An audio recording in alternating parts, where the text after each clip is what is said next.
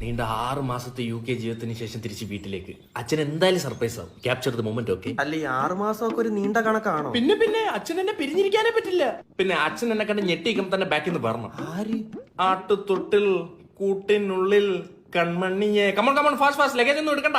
ആട്ടുതൊട്ടിൽ കൂട്ടിനുള്ളിൽ കൺമണിയേ, ചിപ്പിയുള്ളിൽ മുത്തുപോലെ പൊന്മകളേ. അയ്യോ പപ്പ എന്ത് പറ്റി? ഓ, ഡെഡ്ലി റിയാക്ഷൻ. അവിടുന്ന് ഫ്രഞ്ചൈസ് ഓട്. എന്തിന്? കൃത്രിമ ശ്വാസം കൊടുറാ. നീ എന്തിന് ഇന്ത്യയിൽ കാലുകുത്തി? എന്റെ അച്ഛന് വേണ്ടി. ഈ വീട് 20 ലക്ഷം രൂപയ്ക്ക് ലോൺ വെച്ചിട്ടില്ലടാ നീ UK നാട് നടത്തിയത്. പിന്നെ എന്തോ തൊലിക്ക് ഇങ്ങോട്ട് എഴുന്നള്ളിയത്? സർപ്രൈസ്. ആട്ടുതൊട്ടിൽ കൂട്ടിനുള്ളിൽ.